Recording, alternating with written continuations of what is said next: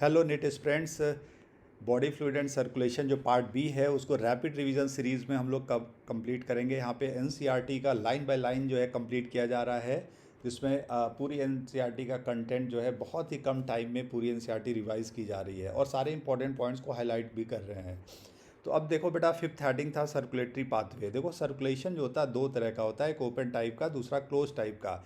Open circulatory system जो होता है आर्थ्रोपोड और मोलस्क में होगा। इसमें क्या होगा कि हार्ट ब्लड को पंप करता है बड़े से चैम्बर में, साइनसेस में, जिससे कि बॉडी टिश्यू चारों तरफ से घिरे रहते हैं। ठीक है, तो ये आर्थ्रोपोड और मोलस्क में होगा। क्लोज टाइप का सर्कुलेटरी सिस्टम जो होता है, अगर इनवर्टिब्रेट्स में देखा जाए तो एनीलिड्स में होगा, जहाँ पे ब्लड वेसल्स पाए जाते हैं, और इसके बाद फिर कॉर्डेटा में, सभी कॉर्डेट्स में भी क्लोज टाइप का सर्कुलेटरी सिस्टम होता है। क्लोज टाइप सिस्टम में जो होता है ब्लड सर्कुलेट होता है ब्लड वेसल्स के अंदर, यानी फाइन नेटवर्क होता है ब्लड वेसल्स का, जिसमें आर्टरी वेन्स ये सब हो सकते हैं, जिसमें ब्लड फ्लो करता है। तो एफिशिएंट सिस्टम होता है। All vertebrate पजेज muscular chamber heart. तो सभी वर्टिब्रेट, चाहे फिशेज हो, एम्फीबियन, रेप्टाइल, बर्ड्स और मैमल, सभी में मस्कुलर हार्ट होता है जो ब्लड को पंप करता है। ठीक है, फिशेज में देखो बेटा, टू चैम्बर हार्ट होगा, जिसमें एक एट्रियम और एक वेंट्रिकल होता है। तो फिशेज में दो चैम्बर हार्ट हो गया। इसी तरह एम्फीबियन और रेप्टाइल्स में अगर बात की जाए तो थ्री चैम्बर हार्ट होते हैं, जिसमें टू एट्रियम होता है और एक वेंट्रिकल होता है। लेकिन जो हाइयर रेप्टाइल जैसे क्रोकोडाइल और एलिगेटर्स हैं, उसमें कंप्लीट फोर चैम्बर हार्ट होता है, यानी टू एट्रियम और टू वेंट्रिकल। तो यहाँ पे देखो क्रोकोडाइल हो गया, बर्ड्स हो गया और मैमल्स हो गया, इन सभी में कंप्लीट फोर चैम्बर हार्ट होते हैं। ठीक है बेटा। फिशेज जो होता है उसमें सिंगल सर्कुलेशन होता है। सिंगल सर्कुलेशन का मतलब क्या होता है कि हार्ट जो होता है, पंप जो डीऑक्सीनेटेड ब्लड होते हैं उसको पंप करता है गिल्स में, और गिल्स क्या होता है, वो ब्लड को ऑक्सीनेट कर देते हैं, और ऑक्सीनेटेड ब्लड फिर बॉडी के अंदर आता है, बॉडी उसको यूज़ कर लेते हैं, और फिर डीऑक्सीनेटेड ब्लड फिर हार्ट में जाता है, हार्ट फिर उस ब्लड को पंप करता है गिल्स में। तो ये पूरा एक सिंगल सर्कुलेशन होता है, इसलिए इसको सिंगल सर्कुलेशन कहा गया है। एम्फीबियन और रेप्टाइल्स में जो था इनकम्प्लीट डबल सर्कुलेशन होता है बेटा, क्योंकि यहाँ पे क्या होगा कि वेंट्रिकल में ऑक्सीनेटेड और डीऑक्सीनेटेड ब्लड एक जगह फिर आके मिक्स हो जाते हैं, तो इस तरह से यहाँ पे कंप्लीट सर्किल नहीं बन पाती है दो, इसलिए इसको इनकम्प्लीट सर्कुलेशन कहा जाता है। Incomplete double circulation. बेटा देखो, डबल सर्कुलेशन का मतलब होता है कि एक पल्मोनरी सर्कुलेशन और एक सिस्टमिक सर्कुलेशन, जैसा कि मैमल्स में होता है हम लोगों में। अब पल्मोनरी सर्कुलेशन में जो डीऑक्सीनेटेड ब्लड होते हैं वो हार्ट से लंग्स में जाते हैं और लंग्स में ऑक्सीनेट होकर वापस हार्ट में आते हैं। ठीक है, तो ये हो गया पल्मोनरी सर्कुलेशन। अब सिस्टमिक सर्कुलेशन मतलब हार्ट से जो ऑक्सीनेटेड ब्लड होता है वो पूरे बॉडी में जाता है, और पूरा बॉडी उसको यूज़ करके डीऑक्सीनेटेड ब्लड को पूरा हार्ट में पहुंचाते हैं। तो ये हो गया सिस्टमिक सर्कुलेशन। अब इन दोनों सर्कुलेशन को मिला दिया जाए तो उसको डबल सर्कुलेशन कहा जाता है, जैसा बर्ड्स और मैमल्स में होते हैं। अब बात करेंगे ह्यूमन सर्कुलेटरी सिस्टम। तो पूरा सर्कुलेटरी सिस्टम जो होता है, जिसमें ब्लड वेसल्स आते हैं, हार्ट आता है, ब्लड आता है, ये सब मीजोडर्म से डेवलप होते हैं। तो ध्यान रखना बेटा, मीजो हार्ट कहाँ सिचुएटेड है? हार्ट थोरैसिक कैविटी में होता है, जो कि आपको पता है कि बॉडी कैविटी का अपर पार्ट थोरैसिक होता है, लोअर वाला पार्ट एब्डोमिनल कैविटी है, बीच में डायाफ्राम है। तो थोरैसिक कैविटी में होता है और दो लंग्स के बीच में होता है। ठीक है, तो ध्यान रखिएगा, जो heart located between the two lungs, और ये एक मिडास्टैनल स्पेस होता है वहाँ पे है। और ये जैसे हार्ट जो होता है वो क्लीन शेप का होता है, और इसका जो एपेक्स होता है टुवर्ड लेफ्ट साइड होता है। ठीक है, इसको हम लोग लीवोकार्डिया कहते हैं। अब जो हार्ट होता है, it is protected by double wall membranes bag, that is called pericardium. और ये पेरिकार्डियम के अंदर फ्लूइड भरा होता है, इसको पेरिकार्डियल फ्लूइड कहा जाता है। पेरिकार्डियम में बेटा आउटर जो था फाइब्रस मेम्ब्रेन होता है, इनर सीरस मेम्ब्रेन होता है, और ये दोनों मेम्ब्रेन मिल करके पेरिकार्डियम बनाते हैं। अब इसके अंदर फ्लूइड भरा होता है पेरिकार्डियल फ्लूइड, जिससे हार्ट को प्रोटेक्शन मिलता है, शॉक एब्जॉर्बर का काम करता है, साथ ही साथ कार्डियक मसल को न्यूट्रिशन देता है और एक्सक्रीशन में भी हेल्प करता है। ठीक है, अब इसके बाद बात करें, heart has four chamber, two upper chamber is called atria and the two lower chamber is called ventricle. ठीक है, अब इसके बाद जो एट्रियम, दोनों एट्रियम के बीच में एक सेप्टा होता है, जिसको इंटर एट्रियल सेप्टम कहते हैं। इसी तरह दोनों वेंट्रिकल के बीच में एक थिक सेप्टा होता है, जिसको इंटर वेंट्रिकुलर सेप्टम कहते हैं। और एट्रियम और वेंट्रिकल के बीच जो सेप्टा होता है उसको इंटर एट्रियो वेंट्रिकुलर सेप्टा कहा जाता है, जो कि थिक होता है, फाइब्रस होता है। ठीक है, the opening between the right atrium and the right ventricle is guarded by tricuspid wall. बेटा देखो, इसमें जो वॉल्व होती है इसमें तीन कस्प होते हैं, इसलिए ट्राइकस्पिड वॉल्व कहा जाता है। ठीक है, अब इसी तरह से बाइकस्पिड वॉल्व होता है, जो लेफ्ट एट्रियम और लेफ्ट वेंट्रिकल के बीच में होता है, और इसको मिट्रल वॉल्व भी कहते हैं, माइटर वर्ड से आया, जो कि जो प्रीस्ट के कैप में जो ऐसा शेप होता है माइटर, आप देखते होंगे जो प्रीस्ट होते हैं उसी शेप के होने की वजह से इसको मिट्रल वॉल्व कहा गया। ठीक है। अब the opening of ventricle into the pulmonary artery and the aorta are provided by semilunar valve. बेटा जो वेंट्रिकल्स होती हैं, चाहे राइट वेंट्रिकल की बात करें तो वहाँ से पल्मोनरी एओर्टा निकलता है, मतलब मोटी आर्टरी निकलती है जो लंग्स में ब्लड को ले जाती है, उसको पल्मोनरी एओर्टा कहते हैं। उसमें सेमी लूनर वॉल्व होता है, मतलब हाफ मून के शेप का वॉल्व होता है, उसको सेमी लूनर वॉल्व कहते हैं। इसी तरह से लेफ्ट वेंट्रिकल से एओर्टा निकलता है, डोर्सल एओर्टा, और इसमें भी सेमी लूनर वॉल्व होते हैं। अब देखो बेटा वॉल्व का फ़ायदा क्या है। वॉल्व क्या करता है, ब्लड को केवल एक डायरेक्शन में जाने देता है और बैकवर्ड फ्लो ऑफ ब्लड को रोक देता है। ठीक है। The wall of the left ventricle is much thicker than the right ventricle. अगर हम बात करें सभी 4 चैम्बर में वेंट्रिकल जो होता है थिकेस्ट होता है, और उसमें भी लेफ्ट वेंट्रिकल सबसे थिकेस्ट होता है। ठीक है। और the entire heart is made up of cardiac muscle. तो देखो मसल्स 3 तरह की होती हैं। ठीक है। एक होता है स्केलेटल मसल, दूसरा होता है स्मूथ मसल, और तीसरा होता है कार्डियक मसल। तो हार्ट पूरा बना होता है किससे, कार्डियक मसल से। अब बात करेंगे नोडल टिश्यू। बेटा nodal tissue specialize cardiac muscle होते हैं जो कि रिदमिसिटी या आप कह सकते हैं कि पल्स जनरेट करते हैं। ठीक है। They are specialized cardiac muscles called nodal tissue are distributed in the heart. A patch of the tissue is present in the right upper corner of the right atrium that is called sinoatrial node. तो बेटा इसको SA node या pace maker भी कहा जाता है, क्योंकि ये बेसिकली हार्ट का पूरा पेस जनरेट करता है और 72 टाइम पर मिनट का ये इम्पल्स जनरेट कर लेता है। इसी तरह से एवी नोड होता है, एट्रियोवेंट्रिकुलर नोड, जो कि इंटर एट्रियल सेप्टम के लोअर साइड में होता है, लोअर लेफ्ट कॉर्नर में होता है राइट एट्रियम में। इसका नाम है एट्रियोवेंट्रिकुलर नोड, इसको पेस सेटर कहते हैं, और ये लगभग 45 बीट पर मिनट का इम्पल्स जनरेट कर सकता है। और इसी तरह से एवी नोड से एक बंडल निकलता, bundle of nodal fiber, that is called AV bundle, continue from AVN and passes through the interventricular septum. तो बेटा इंटरवेंट्रिकुलर सेप्टम जो 2 वेंट्रिकल के बीच में होती है, वहाँ से बंडल ब्रांच निकलती है और फिर डिवाइड हो जाती है राइट और लेफ्ट बंडल ब्रांच में, और जो फाइनली डिवाइड होता है फाइन ब्रांचेज में, जिसको कहते हैं परकिंजे फाइबर, जो कि हार्ट की वेंट्रिकुलर वॉल के अंदर जो है वो डिस्ट्रीब्यूटेड होता है। तो जैसा कि यहाँ पे 5th नंबर कह रहा है कि AV bundle divide into right and left bundle branch. ठीक है। और फाइनली किसमें टर्मिनेट होगा, Purkinje fiber. Purkinje fiber along with the right and the left bundle branch known as the bundle of His. तो देखो बेटा पूरा परकिंजे फाइबर और बंडल ब्रांच सबको मिला दिया जाए तो इसको बंडल ऑफ हिज कहते हैं। ठीक है। अब ये जो नोडल टिश्यू थे ये ऑटो एक्साइटेबल थे। बेटा ध्यान रखना ये कार्डियक मसल्स के बने हैं, ये नर्वस टिश्यू के नहीं बने। अक्सर स्टूडेंट सोचते हैं कि इम्पल्स जनरेट करता है तो न्यूरॉन का बना होगा, तो ऐसा नहीं है बेटा। These are specialize cardiac muscle which is auto excitable, मतलब वो इम्पल्स जनरेट करने की क्षमता होती है, ये एक्शन पोटेंशियल जनरेट कर सकते हैं। The SAN यानी sino auricular node can generate the maximum number of action potential, और लगभग ये 70 से 75 बीट पर मिनट का इम्पल्स जनरेट कर लेता है। The SAN is responsible for initiating and maintaining the rhythmic contraction activity of heart, that's why it is called pacemaker. अब आप जान गए पेस मेकर क्यों कहते हैं, क्योंकि पूरे हार्ट का ये पेस जनरेट करता है। अब इसके बाद जो 7th हेडिंग है that is called cardiac cycle. Initially मान लो कि हार्ट के जो ऑल चैम्बर हैं वो रिलैक्स स्टेज में है, इसको हम लोग जॉइंट डायस्टोल कहते हैं, जिसमें एट्रियम और वेंट्रिकल दोनों रिलैक्स स्टेज में होते हैं।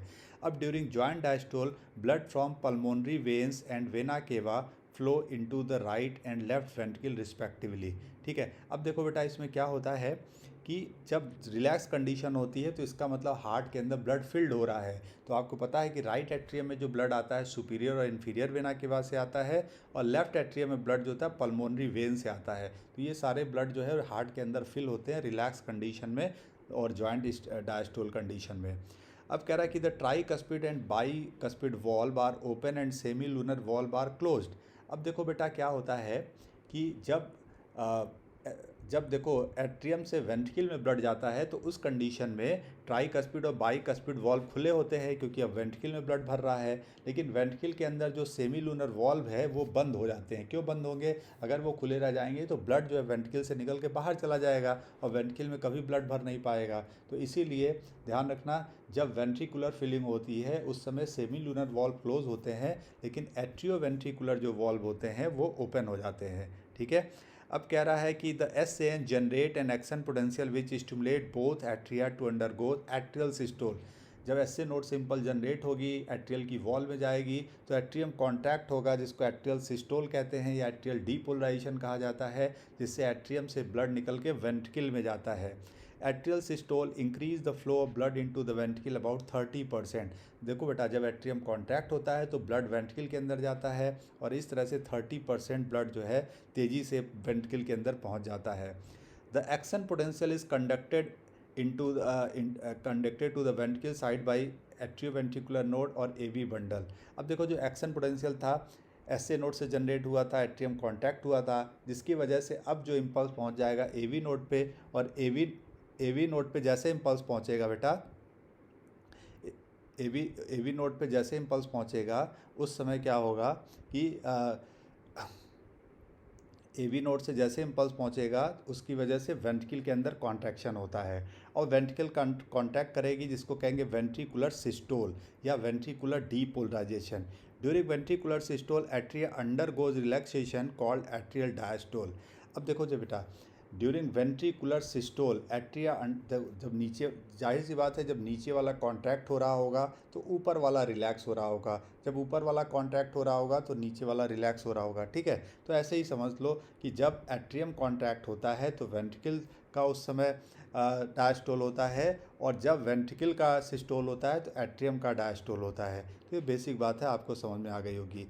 अब ventricular systole increase the ventricular pressure. अब देखो क्या होता है बेटा, जब वेंट्रिकल कॉन्टैक्ट होगी तो बहुत उस समय एट्रियोवेंट्रिकुलर जो ट्राइकस्पिड और बाइकस्पिड वॉल्व बंद होते हैं, लेकिन अब प्रेशर इतना ज़्यादा एक्सर्ट हो रहा है कि जो सेमी लूनर वॉल्व है उस पर तेज़ी से प्रेशर पड़ेगा और वो खुल जाएंगे। जब खुल जाएंगे तो ब्लड अब सेमी लूनर वॉल्व जहाँ पे था वो खुल जाएगा, तो इस तरह से पल्मोनरी एओर्टा और डॉर्सल एओर्टा के थ्रू ब्लड बाहर की तरफ जाएगा। ठीक है, तो वेंट्रिकुलर कॉन्ट्रैक्शन में ध्यान रखना कि ब्लड बाहर की तरफ जाता है क्योंकि सेमी लूनर वॉल्व फोर्स से ओपन हो जाते हैं।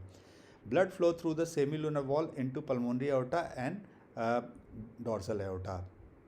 The ventricle now relax which is known as ventricular diastole. अब देखो, जब वेंट्रिकल के अंदर ब्लड भर रहा था तो वेंट्रिकुलर डायस्टोल होगा। देखो, जब वेंट्रिकल के अंदर ब्लड भर रहा होता है उस समय सेमी लूनर वॉल्व बंद हो जाते हैं, लेकिन एट्रियल कॉन्टैक्ट हुआ था तो एट्रियल कॉन्टैक्ट होने से बहुत ज़्यादा प्रेशर ट्राइकस्पिड और बाइकस्पिड वॉल्व पे लगता है तो ये झटके से खुल जाते हैं, जिससे ब्लड एट्रियम से कहाँ पहुँचता है, वेंट्रिकल में। The fall in ventricular pressure cause closure of semilunar valve. तो हमने बताया बेटा, जब वेंट्रिकुलर फिलिंग होती है तो सेमी लूनर वॉल्व बंद होते हैं, लेकिन ट्राइकस्पिड और बाइकस्पिड वॉल्व ओपन हो जाता है। ठीक है, the pressure decline further, tricuspid and bicuspid valve are pushed open by the semilunar in the atria. अब कह रहा है कि the heart return to state of the joint diastole. अब क्या होगा कि मान लो एट्रियम भी थोड़ा सा ब्लड फिल हो रहा है और वेंट्रिकल में भी ब्लड फिल्ड हो रहा है, तो वो एक कंडीशन होती है, इसको ज्वाइंट डायस्टोल कहते हैं। इसमें ऑल द 4 चैम्बर जो होते हैं हार्ट के वो रिलैक्स स्टेज में होते हैं। The sequence event the heart which is cyclic repeated called cardiac cycle. तो देखो बेटा, sequence of event occur during one heartbeat. जब हार्ट बीट होता है जिसमें कि सिस्टोल और डायस्टोल होता है, तो उसमें जितने भी सीक्वेंस हो रहे हैं उन सबको मिला दिया जाए, that is called cardiac cycle. जिसमें क्या हो सकता है, एट्रियल सिस्टोल हो सकता है, एट्रियल डायस्टोल हो सकता है, वेंट्रिकुलर सिस्टोल और वेंट्रिकुलर डायस्टोल हो सकता है। A cardiac cycle consists of systole and diastole of both atria and ventricle। ठीक है, अब एक कार्डियक साइकिल में कितना समय लगेगा, मतलब एक हार्ट बीट में कितना समय लगेगा, इसको ऐसे समझ लो कि 1 मिनट में 72 टाइम्स अगर ये प्रोसेस हो रहा है तो 1 मिनट में यानी 60 सेकेंड बाई 72 से डिवाइड करोगे तो 0.8 सेकेंड आ जाएगा, यानी एक हार्ट बीट में 0.8 सेकेंड लगेगा। इसका मतलब हुआ कि एक कार्डियक साइकिल में 0.8 सेकेंड लग रहा है। 0.8 सेकेंड में एट्रियल सिस्टोल भी हो रहा है, एट्रियल डायस्टोल भी हो रहा है, वेंट्रिकुलर सिस्टोल भी हो रहा है, वेंट्रिकुलर डायस्टोल भी हो रहा है। अगर हम इसको मतलब ये पूरे एक कार्डियक साइकिल में टोटल टाइम कितना लगा, 0.8 second. Each ventricle pump out approximately 70 ml of blood during each cardiac cycle which is called as stroke volume। अब बेटा देखो, एक स्ट्रोक वॉल्यूम एक टर्म होता है, जब वेंट्रिकल ब्लड को पंप करता है तो एक स्ट्रोक में कितना ब्लड पंप कर रहा है, बाहर कितना भेज रहा है, इसको हम लोग स्ट्रोक वॉल्यूम कहते हैं, जो कि 70 ml होता है। ठीक, अब इसी तरह एक टर्म होता है cardiac output. Cardiac output 1 minute में बेटा निकाला जाता है कि 1 मिनट में आपका हार्ट टोटल कितना ब्लड को बाहर पंप कर दिया। ठीक, तो आपको पता है कि एक बार स्ट्रोक वॉल्यूम होता है 70 ml और 1 मिनट में ये 72 टाइम प्रोसेस हो रहा है, तो अगर हम cardiac output equal to stroke volume into number of heartbeat इससे मल्टीप्लाई करके निकाल लेंगे, तो आप कह सकते हैं कि 72 इंटू 70 से मल्टीप्लाई करोगे तो 5040 ml आएगा, लगभग 5000 ml के आसपास हुआ, जो कि 5 लीटर हुआ। तो आप कह सकते हो कि एक हेल्दी पर्सन में लगभग 5 लीटर ब्लड होता है, और ये 5 लीटर ब्लड 1 मिनट में पूरे हार्ट से सर्कुलेट होकर बाहर निकल जाता है। The body has the ability to alter the stroke volume as well as the heart rate. अब देखो बेटा, कार्डियक आउटपुट चेंज हो सकता है, अगर आप हार्ट रेट चेंज करोगे तब भी कार्डियक आउटपुट चेंज हो जाएगा। इसी तरह स्ट्रोक वॉल्यूम भी अगर चेंज करोगे तब भी कार्डियक आउटपुट बदल जाएगा। During each cardiac cycle, two prominent sound are produced which can be heard through a stethoscope। देखो बेटा, स्टैथोस्कोप जो कि डॉक्टर का सबसे आप कह सकते हैं कि ब्यूटीफुल ऑर्नामेंट्स होता है। आप सभी डॉक्टर के आप देखते हैं नेक में एक स्टैथोस्कोप रहता है जो कि शो करता है डॉक्टर के लिए। तो ये बेसिकली आप कह सकते हैं कि बहुत इंपॉर्टेंट इंस्ट्रूमेंट है जो हार्ट साउंड को डिटेक्ट कर सकता है। ठीक है, तो ऐसा बताया गया 2 प्रोमिनेंट साउंड होते हैं हार्ट के, एक होता है लब और एक होता है डब। तो वैसे हार्ट के 4 साउंड होते हैं, S1 S2 S3 S4, लेकिन S3 S4 जो है नॉन ऑडिबल माना गया है। तो S1 S2 यही 2 मेन साउंड है। S1 को लब कहा जाता है, और बेटा ये साउंड तब क्रिएट होता है जब ट्राइकस्पिड और बाइकस्पिड वॉल्व झटके से क्लोज होते हैं। तो ट्राइकस्पिड और बाइकस्पिड वॉल्व कब क्लोज होते हैं, तो आप कह सकते हो कि जब ये वेंट्रिकुलर सिस्टोल स्टार्ट हो रहा होगा तब होगा। और इसी तरह से जो दूसरा साउंड डब साउंड होता है, ये तब होता है जब सेमी लूनर वॉल्व क्लोज होते हैं। सेमी लूनर वॉल्व कब क्लोज होते हैं, जब वेंट्रिकुलर सिस्टोल इंड हो रहा हो। तो इसका मतलब ये साउंड तब प्रोड्यूस होगी, डब वाली साउंड, जिसको सेकंड हार्ट साउंड कहते हैं। फर्स्ट हार्ट साउंड जो लब साउंड होता है, ये लाउडर साउंड होता है, लॉन्गर ड्यूरेशन का होता है, इसके पिच कम होती है। ठीक है, तो इसकी पिच कम है तो शार्पनेस कम होगी। और जो सेकंड साउंड होता है शार्प होता है, श्रिल साउंड होता है, शॉर्ट ड्यूरेशन का होता है और हाई पिच्ड होता है, इसकी फ्रीक्वेंसी बहुत ज़्यादा होती है। तो ध्यान रखना, इस सेकंड वाला जो शार्पर साउंड होता है। ठीक है, तो इस तरह से ये साउंड हो गए, और इसको डिटेक्ट करने के लिए स्टैथोस्कोप हो गया, जिसको लिनाक ने डिस्कवर किया था। अब बात करेंगे इलेक्ट्रोकार्डियोग्राफ। बेटा ECG इंपॉर्टेंट है। इलेक्ट्रोकार्डियोग्राफ मशीन होती है which is use to obtain an electrocardiogram, जिसको ECG कहा जाता है। तो इलेक्ट्रोकार्डियोग्राफ मशीन है, ध्यान रखना, जिससे इलेक्ट्रोकार्डियोग्राम बनाई जाती है। इलेक्ट्रोकार्डियोग्राम वो वेव लाइक स्ट्रक्चर होता है जो आप प्लेन पेपर पे डिस्प्ले कर लेते हो। ECG is a graphical representation of electrical activity of heart during cardiac cycle. देखो, जो कार्डियक साइकिल जिसमें हार्ट बीट हो रही है, उसमें हार्ट में जो हार्ट जब कॉन्टैक्ट होता है तो हल्का सा इम्पल्स जनरेट करता है। उस इम्पल्स को इलेक्ट्रोड के जरिए मैग्नीफाई करके जब देखा जाता है तो जो वेव्स आती हैं उसी को ECG वेव्स कहा जाता है। और ECG वेव जो होता है उसको अगर प्लेन पेपर को हम रिप्रेजेंट करें तो उसी को ECG यानी इलेक्ट्रोकार्डियोग्राम कहेंगे। ठीक है बेटा, तो इलेक्ट्रोकार्डियोग्राम क्या है, तो आप कह सकते हो electrical activity of heart which is display on plain paper, that is called ECG। अब देखो बेटा, स्टैंडर्ड ECG के लिए जो होता है मशीन होती है जिसको हम लोग बताया कि इलेक्ट्रोकार्डियोग्राफ कहेंगे। अब वो बेसिकली यहाँ पे इसमें इलेक्ट्रोड लगाते हैं, 3 इलेक्ट्रोड बेसिकली होता है, एक राइट रिस्ट में, दूसरा लेफ्ट रिस्ट में और लेफ्ट लेग में लगाया जाता है, जिससे हार्ट जो होता है एकदम सेंटर प्लेस्ड हो जाता है। उससे तीनों इलेक्ट्रोड की तरफ बराबर इम्पल्स पहुँचती है और उसको डिटेक्ट करके बता पाता है। अब इसमें जो नॉर्मल कुछ स्टैंडर्ड ECG वेव्स होती हैं, 5 वेव होता है, PQRST। अब ये 5 वेव जो 5 वेव्स हैं क्या शो करती है, इसको भी समझेंगे। सबसे पहले देखो बेटा, पी वेव ये बताता है कि इम्पल्स SA नोड से स्प्रेड करके पूरा एट्रियल वॉल में जा रही है, तो जिसकी वजह से एट्रियम में कॉन्ट्रैक्शन होगा, और एट्रियम में कॉन्ट्रैक्शन को एट्रियल डीपोलराइजेशन कहा जाता है या एट्रियल सिस्टोल भी कह सकते हैं। तो बेटा पी वेव शो करेगा एट्रियल डीपोलराइजेशन, एट्रियल सिस्टोल और एक्साइटेशन ऑफ SA नोड, आप ये भी कह सकते हो। अब पी वेव की वजह से दोनों जो एट्रिया होती है कॉन्ट्रैक्ट होती हैं। अब इसके बाद दूसरा जो वेव है QRS, इसको तीनों को एक साथ मिला के रखा गया है, इसको QRS कॉम्प्लेक्स कहते हैं। ये क्या शो करता है कि जब इम्पल्स SA नोड से AV नोड पहुंचता है तो AV नोड के थ्रू वो पुरकिंजे फाइबर में जाता है, जिससे कि इंटरवेंट्रिकुलर कंडक्शन होगा, वेंट्रिकल कॉन्टैक्ट होगी, और वेंट्रिकल कॉन्टैक्ट होने को वेंट्रिकुलर डीपोलराइजेशन कहते हैं या वेंट्रिकुलर सिस्टोल कहा जाता है। तो QRS वेव जो होता है वेंट्रिकुलर डीपोलराइजेशन या वेंट्रिकुलर सिस्टोल को प्रेजेंट करेगा। तो QRS कॉम्प्लेक्स जो होता है वेंट्रिकुलर कॉन्ट्रैक्शन को बताता है। और इसी तरह से एक लास्ट में जो अगर हम बात करें, अच्छा इसमें अगर ये पूछ दे कि contraction start shortly after Q wave and the mark beginning of systole. अब यहाँ पे लास्ट वेव बेटा टी वेव है, स्मॉल वेव होती है, क्या रिप्रेजेंट करती है? फिर देखो जब वेंट्रिकल कांटेक्ट हो गई थी तो वापस वेंट्रिकल रिलैक्स होती है, तो वेंट्रिकल के वापस रिलैक्स होने को बेटा का हम लोग वेंट्रिकुलर रीपोलराइजेशन कहते हैं, जिसमें मसल्स वापस रीपोलराइज हो रही है, या इसको वेंट्रिकुलर रिलैक्सेशन भी कहा जाएगा। तो ये बताएगा the end of T wave mark the end of systole, मतलब कि अब इसका मतलब सिस्टोल ख़त्म हो गया, अब क्या स्टार्ट हो रहा है? वेंट्रिकुलर रिपोलराइजेशन, मतलब कि वापस रिलैक्स कंडीशन में जा रहे हैं। अब बेटा ये क्यू आर एस वेव जो होती है, इसको काउंट करके आप ये डिटरमाइन कर पाते हो कि हार्ट रेट कितना है। तो डॉक्टर जो है उस जो इलेक्ट्रिकल एक्टिविटी होती है उसमें ग्राफ्स होते हैं, उसमें जो ब्लॉक्स होते हैं उसको गिन करके हार्ट बीट को वो बता सकते हैं कि हार्ट बीट कितनी है। एनी डिविएशन फ्रॉम ईसीजी से indicate the possible abnormality of disease. देखो एक स्टैंडर्ड ईसीजी का एक शेप होता है, वो होना चाहिए, अगर उसमें डिफ्लेक्शन आ रहा है, कोई चेंजेस आ रहे हैं तो एबनॉर्मलिटी ऑफ हार्ट को बताता है। इससे एबनॉर्मलिटी का पता लगाया जा सकता है, जैसे किसी को हार्ट अटैक हुआ है, या हार्ट बीट सडनली बहुत बढ़ गई है, या हार्ट बीट कम हो गई है, तो ये सारी चीज़ ईसीजी से आसानी से बताया जा सकता है। अब बात करेंगे डबल सर्कुलेशन, 9th हेडिंग है बेटा। देखो डबल सर्कुलेशन क्या है? The blood pump by the right ventricle inter in the pulmonary artery. देखो राइट वेंट्रिकल से पल्मोनरी एओर्टा निकलता है और लेफ्ट वेंट्रिकल से डॉर्सल एओर्टा निकलता है, ठीक है। तो राइट वेंट्रिकल से जो डीऑक्सीनेटेड ब्लड है उसको लंग्स में भेजा जाता है, और लंग्स उसको ऑक्सीजनेट करके वापस जो होता है लेफ्ट एट्रियम में भेज देती है। तो इस पूरे सर्कुलेशन को हम लोग पल्मोनरी सर्कुलेशन कहते हैं, ठीक है।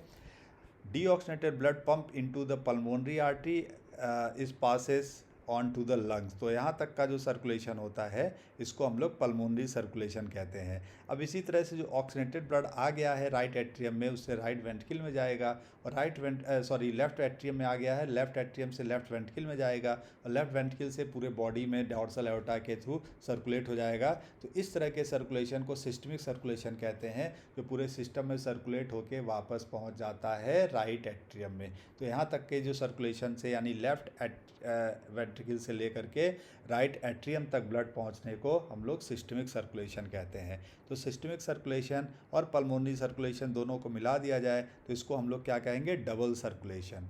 Systemic circulation provide nutrients, oxygen and other essential substance to the tissue. क्योंकि सिस्टमिक सर्कुलेशन में ऑक्सीनेटेड ब्लड फ्लो कर रहा है तो ये जाहिर सी बात है न्यूट्रिएंट ऑक्सीजन सप्लाई करेगा। It also eliminate carbon dioxide and other harmful substance from the tissue. अब टिश्यू से जो CO2 वगैरह निकल रहे हैं वो भी सब इसी में आके मिलता है, और फिर मिलने के बाद राइट एट्रियम में पहुंचता है। तो इसका मतलब ये एलिमिनेशन का भी काम कर रहा है। A unique vascular connection between digestive tract and the liver is called hepatic portal system। बेटा पोर्टल सिस्टम होता है, पोर्टल सिस्टम वो स्ट्रक्चर है जो कोई कैपलरी से स्टार्ट होकर कैपलरी में टर्मिनेट होता है, उसको पोर्टल सिस्टम कहते हैं। और बेटा जहाँ टर्मिनेट होता है वही उसका नाम है। जैसे अगर लीवर में टर्मिनेट हो रहा है तो उसको हिपैटिक पोर्टल सिस्टम कहेंगे, अगर किडनी में टर्मिनेट हो रहा है तो रीनल पोर्टल सिस्टम कहेंगे, और अगर इसी तरह हाइपोफाइसिस में हो रहा है तो इसको हाइपोफाइसियल पोर्टल सिस्टम कहेंगे। तो बेटा एक हिपैटिक पोर्टल सिस्टम है जो कि इंटेस्टाइन से स्टार्ट होता है और लीवर में आके टर्मिनेट हो जाता है, तो इसको हिपैटिक पोर्टल सिस्टम कहा जाता है। और ये फ्रॉग और रैबिट फ्रॉग और मैमल सभी में होता है, लेकिन रीनल पोर्टल सिस्टम बेटा याद रखना ये मैमल्स में नहीं होता है, ये एम्फीबियंस में होता है, ठीक है। रीनल पोर्टल सिस्टम फ्रॉग के बैक रीजन से स्टार्ट होकर के किडनी में आके टर्मिनेट होता है, उसको रीनल पोर्टल सिस्टम कहते हैं। The hepatic portal carries blood from intestine to liver before it delivered to the systemic circulation। तो यहाँ समझ गए आप। Special system of blood vessels coronary system is exclusively for the circulation of blood to the heart. बेटा तो heart की दीवारों में जो सर्कुलेशन होता है वो करोनरी सर्कुलेशन कहते हैं। उसमें जो आर्टरीज होती है करोनरी आर्टरी, और वेंस होती है करोनरी वेंस, तो ये बेसिकली हार्ट की दीवारों में ऑक्सीनेटेड ब्लड को सप्लाई करती है, और डीऑक्सीनेटेड ब्लड को रिसीव करके राइट एट्रियम में करोनरी साइनस के थ्रू डिलीवर कराती हैं। अब कह रहा है कि 10th हेडिंग है रेगुलेशन ऑफ कार्डियक एक्टिविटी। बेटा देखो नॉर्मल एक्टिविटी ऑफ हार्ट जो होता है रेगुलेटेड इंट्रिंसिकली होता है, क्योंकि आपको पता है कि इसमें ऑटो रिदमिसिटी होती है और कार्डियक मसल जो अपने आप कॉन्ट्रैक्शन को इनिशिएट करता है, मायोजेनिक नेचर का होता है, ठीक है, जिसमें नोडल सिस्टम होते हैं। तो इसका मतलब है कि ये नर्वस सिस्टम से डायरेक्टली कंट्रोल नहीं होता है। लेकिन यहाँ पे ध्यान रखने वाली बात है कि a special neural centre called medulla oblongata can moderate the cardiac function through ANS यानी autonomic nervous system. Medulla basically क्या होता है कि और उसमें cardio acceleratory and cardio inhibitory centre होते हैं जो हार्ट बीट को बढ़ा देते हैं, कम कर देते हैं, और इस तरह से आप कह सकते हैं हार्ट की एक्टिविटी को मॉडरेट कर सकते हैं। लेकिन जो हार्ट बीट है वो स्टार्ट कहाँ से हो रहा है, तो वो एसए नोड यानी कार्डियक मसल से हो रहा है। इसीलिए हम लोग के हार्ट को मायोजेनिक कहा जाता है, क्योंकि सेल्फ रिदमिसिटी की पावर होती है उसके अंदर। अब कह रहा है न्यूरल सिग्नल थ्रू सिम्पैथिक नर्व्स। देखो सिम्पैथिक सिस्टम बेटा हार्ट बीट को एक्सेलरेट करते हैं, क्योंकि इसमें एड्रीनर्जिक फाइबर होते हैं और एड्रेनलिन जो होती है हार्ट बीट को एक्सेलरेट कर देती है, क्योंकि इसकी वजह से सिम्पैथिक एक्टिविटी बढ़ जाता है। अब इसी तरह से अगर पैरासिम्पैथिक एक्टिविटी बढ़ा दें, यानी एसिटिलकोलिन वगैरह केमिकल जो कि पैरासिम्पैथिक फाइबर्स को एक्टिवेट करते हैं, जिसकी वजह से हार्ट बीट स्लो डाउन हो जाता है, ठीक है। तो यहाँ पे एक बात समझना है कि cardio acceleratory and cardio inhibitory, sympathetic activity से हार्ट बीट बढ़ेगा और पैरासिम्पैथिक एक्टिविटी से हार्ट बीट स्लो डाउन हो जाएगा। Sympathetic stimulation also increase the strength of ventricular contraction and cardiac output. तो देखो एनसीईआरटी की बेटा लाइन है कि सिम्पैथिक एक्टिविटी होगी तो हार्ट बीट भी बढ़ेगा, वेंट्रिकुलर कॉन्ट्रैक्शन होने से कार्डियक आउटपुट भी बढ़ जाएगा। Parasympathetic neural signal decrease the heart rate and the speed of conduction of action potential. तो ध्यान रखना कि पैरासिम्पैथिक से हार्ट रेट भी कम हो जाता है, कंडक्शन स्पीड भी कम हो जाती है। Parasympathetic signal consequently decrease the cardiac output. अब जाहिर सी बात है हार्ट बीट स्लो डाउन होगा तो कार्डियक आउटपुट भी कम हो जाएगा, क्योंकि cardiac output is equal to stroke volume into number of heartbeat. और इसी में लास्ट जो पॉइंट कह रहा है कि एड्रीनल मेडुला हार्मोन, जिससे एड्रेलिन निकलता है या नॉर एड्रीनलिन, ये हार्ट बीट को बढ़ा देंगे, जिसकी वजह से हार्ट बीट बढ़ेगी तो कार्डियक आउटपुट भी बढ़ जाएगा। अब यहाँ पे बेटा 11 जो हेडिंग है डिसऑर्डर ऑफ सर्कुलेटरी सिस्टम। इसमें पहले hypertension is term of the blood pressure that higher than the normal. एक नॉर्मल पर्सन का ब्लड प्रेशर 120/80 होता है, और यही अगर हेल्दी पर्सन का ब्लड प्रेशर 140/90 हो जाए तो इसको हाई ब्लड प्रेशर कहेंगे।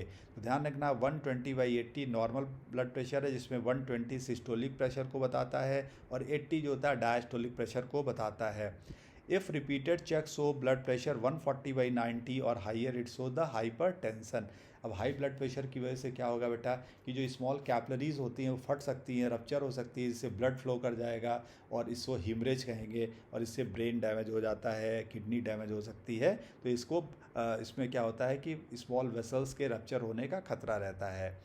करोनरी, अब कैड की बात करेंगे, करोनरी आर्टरी डिजीज़। इसको कॉमनली हम लोग एथेरोस्क्लेरोसिस कहते हैं। एथेरोस्क्लेरोसिस क्या है बेटा, देखो जब कैड जो होता है ब्लड वेसल्स को, जो हार्ट को सप्लाई करने वाली ब्लड वेसल्स है, इसको करोनरी वेसल्स कहते हैं, उसमें अफेक्ट डालता है। देखो बेटा जब क्या आप बहुत ज़्यादा कोई फ़ैट वाली चीज़ खा रहे हैं, या इसमें फ़ैट की आप कह सकते हैं फ़ैट की एबनॉर्मल मेटाबॉलिज्म हो रही है आपके बॉडी के अंदर, तो उसमें क्या होता है कैल्शियम, फ़ैट और कोलेस्ट्रॉल मिलके फाइब्रस टिश्यू से रिएक्ट करके जो आर्टरी का ल्यूमेन होता है, करोनरी आर्टरी का, वहाँ जाके डिपॉजिट हो जाते हैं, जिससे ल्यूमेन ब्लॉक हो जाता है, आर्टरी नैरो हो जाती है, ब्लड का सर्कुलेशन प्रॉपर नहीं हो पाता है, जिससे कम ब्लड फ्लो पहुँचता है हार्ट में, और जिसकी वजह से इस्कीमिया होने लगता है, यानी हार्ट की दीवारों में कम ऑक्सीजन पहुंचने लगती है। और ऐसा होने से बेटा चेस्ट रीजन में पेन आएगा, इसको एंजाइना कहेंगे, angina pectoris. Angina is also called angina pectoris, symptom of acute chest pain. अब यहाँ पे चेस्ट में रीजन में पेन आना शुरू हो जाता है। It appear when no oxygen is reaching the heart muscle, मतलब हार्ट मसल्स में प्रॉपर ऑक्सीजन नहीं पहुँच रही है, क्योंकि आर्टरी जो नैरो हो चुकी है, और इसकी वजह से, ठीक है, इसकी वजह से फिर क्या होगा कि यहाँ पे हार्ट में जो है वो पेन शुरू हो जाता है, क्योंकि कम ऑक्सीजन पहुँच रही होती है हार्ट में, ठीक है। Angina can occur angina can occur in the man and woman any age, but is more common among the middle age or elderly। देखिए ये किसी भी हो सकता है, लेकिन वैसा बताया गया है एल्डरली पीपल में ज़्यादा देखा गया है, लेकिन किसी एज में हो सकता है। और ये इसीलिए कहा गया है कि बहुत ज़्यादा फ़ैट वाली चीज़ या सैचुरेटेड फ़ैट वाली चीज़ नहीं लेना चाहिए, क्योंकि ये कोलेस्ट्रॉल जो होता है ये कैल्शियम सॉल्ट के साथ जाके डिपॉजिट हो सकता है। अब यहाँ पे एक बात करेंगे हार्ट फेल्योर। बेटा हार्ट फेल्योर का मतलब क्या होता है कि हार्ट की जो पंपिंग एक्टिविटी है स्लो डाउन हो जाती है, यानी हार्ट उतना ब्लड पंप नहीं कर पा रहा है जितना की ज़रूरत होती है। Heart failure mean the state of heart when it is not pumping blood effectively through to meet the need of the body. मतलब बॉडी को जितना ब्लड की ज़रूरत है उतना अगर वो नहीं पंप कर पा रहा है तो उसको हार्ट फेल्योर कहेंगे, जिसकी वजह से आपके बॉडी में प्रॉपर दिक्कत होने लगेगा, मेटाबॉलिज्म डिस्टर्ब होगा, बॉडी की प्रॉपर ब्लड की सप्लाई नहीं हो पाएगी, तो ये हार्ट फेल्योर को बताता है। टायर्डनेस होगा, फटीग हो जाएंगे, ठीक है। It is some time it is called congestive heart failure. बेटा आपको पता है कि लंग्स और हार्ट दोनों मिल के काम करते हैं। अगर आपके लंग्स में कोई इन्फेक्शन हो जाए, मान लीजिए निमोनिया हो गया या आपका लंग्स में दिक्कत हो गई, तो कंजेशन होने लगता है लंग्स में, और जिससे कि प्रॉपर लंग्स से वापस रिटर्न ब्लड हार्ट में नहीं आ पाता, तो लंग्स में कंजेशन होने की वजह से हार्ट फेल्योर हो सकता है। और कभी कभी सडन हार्ट की एक्टिविटी एकदम स्टॉप हो जाती है, इसको हम लोग कार्डियक अरेस्ट कहते हैं और हार्ट अटैक कहा जाता है, ठीक है। Cardiac arrest is whether the heart stop beating, मतलब हार्ट सडनली स्टॉप हो जाए बीट करना, तो इसको कार्डियक अरेस्ट कहेंगे, जिसमें डेथ हो सकती है, ठीक है। Heart attack is when the heart muscle is suddenly damage और इनएडेक्वेटली ब्लड सप्लाई। तो हार्ट अटैक बेसिकली क्या होता है कि मान लो जो हमने बताया कि जो थ्रोम्बस होता है, जैसे कि कोई सॉलिड क्लॉट अगर आर्टरी के ल्यूमेन में जाके फंस जाए तो उसकी वजह से हार्ट की दीवारों में प्रॉपर ऑक्सीजनेटेड ब्लड नहीं पहुंच पाएगा, जिसको हम लोग हार्ट अटैक कहते हैं। चेस्ट पेन होने लगेगा, तो इसीलिए ईसीजी कराएगा डॉक्टर, और फिर वेसोडाइलेटर देगा या थ्रोम्बोलाइटिक एजेंट जैसे टीपीए या स्टेप्टोकाइनेज देगा, जो कि थ्रोम्बस को गला देते हैं, जिससे कि सर्कुलेशन फिर इम्प्रूव हो जाएगा। अब यहाँ पे कह रहा है कि एडिशनल एनसीईआरटी की पॉइंट फॉर द नीट के लिए, इसमें देखिए the wall of heart has 3 layer, एक एपीकार्डियम है, मिडिल वाला मायोकार्डियम है और अंदर वाला इंडोकार्डियम होता है, ध्यान रखिएगा। कॉर्डी टेंडनी क्या है, ये फाइब्रस कॉर्ड लाइक स्ट्रक्चर होते हैं जो कि ट्राइकस्पिड और बाइकस्पिड वॉल्व को जोड़ते हैं। अब यहाँ पे पेपलरी मसल्स क्या है, पेपलरी मसल्स जिसको कॉलुमनी कार्नी भी कहते हैं, जो वेंट्रिकल में ऐसे फिंगर लाइक प्रोजेक्शंस निकले होते हैं, इसको हम लोग पेपिलरी मसल्स या कॉलुमनी कार्नी भी कहा जाता है। The duration of atrial systole होता है बेटा 0.1 सेकेंड का, वेंट्रिकुलर सिस्टोल होता है 0.3 सेकेंड का, और ज्वाइंट डायस्टोल का जो टाइम होता है 0.4 सेकेंड का। Total duration of ventricular diastole जो होता है वो 0.5 सेकेंड का होता है, और total duration of atrial diastole जो होता है 0.7 सेकेंड होता है। लब जो था पहले बता चुके थे, लो पिच साउंड था लॉन्गर ड्यूरेशन का, और जो डब साउंड था हाई पिच साउंड था शॉर्टर ड्यूरेशन का। आर्टरी है थिक, देखो आर्टरी में ट्यून का मीडिया होता है, ट्यून का एक्सटर्ना होता है, ट्यून का इंटरना होता है। ट्यून का मीडिया में स्मूथ मसल्स होते हैं, बहुत थिक होती है, इसीलिए आर्टरी का ल्यूमेन कम होता है। वेन्स है वॉल, वेन्स के अंदर वॉल्व होती है जो बैकवर्ड फ्लो ऑफ ब्लड को रोकता है। ट्यून का इंटिमा जो होता है इनर मोस्ट लेयर होती है, जो कि सिंपल स्क्वामस एपिथेलियम की बनी होती है, या इसको इंडोथीलियम भी कहा जाता है। द ट्यूनका मीडिया पहले ही बता चुके हैं, स्मूथ मसल या इलास्टिक फाइबर्स के बने होते हैं, और ट्यूनका एक्सटर्ना जो कि आउटर मोस्ट लेयर होती है वो कनेक्टिव टिश्यू और कोलेजन फाइबर्स के बने होते हैं। एओर्टा को लार्जेस्ट आर्टरी कहा जाता है, जैसे कि डोर्सल एओर्टा या pulmonary aorta. Superior inferior vena के बाद जो लार्जेस्ट वेन होती हैं जो कि डीऑक्सीजनेटेड ब्लड को राइट एट्रियम में लाती है। कैपलरीज को स्मॉलेस्ट ब्लड वेसल्स कहा गया है, और ये बेसिकली जो होता है टिश्यू में एक्सचेंज ऑफ मटेरियल के लिए मदद करता है, टिश्यू में ऑक्सीजन और न्यूट्रिएंट्स पहुंचाता है। तो बेटा इस तरह से ये चैप्टर कंप्लीट हो गया, बॉडी फ्लूइड एंड सर्कुलेशन, जिसका पार्ट 2 था। इसमें हम लोग पूरी एनसीईआरटी का कंटेंट को रिवाइज़ किए हैं। उम्मीद करते हैं कि ये सेशन भी आपके लिए काफ़ी यूज़फुल रहा होगा, और इससे पूरा ये चैप्टर रिवाइज हो गया होगा। अब इसके बाद हम लोग इसी चैप्टर के MCQs वाले क्वेश्चन करेंगे, एक्स्ट्राऑर्डिनरी MCQ सीरीज़ में चलेगी, जिसमें हम लोग बहुत अच्छे इंपॉर्टेंट नीट के लिए जो इंपॉर्टेंट क्वेश्चन है, जो कॉन्सेप्चुअल क्वेश्चन है, उसको भी हम लोग कंप्लीट करेंगे। तो आज के लिए इतना बेटा, अगर कोई सजेशन हो तो आप कमेंट बॉक्स में ज़रूर देना। Thank you so much.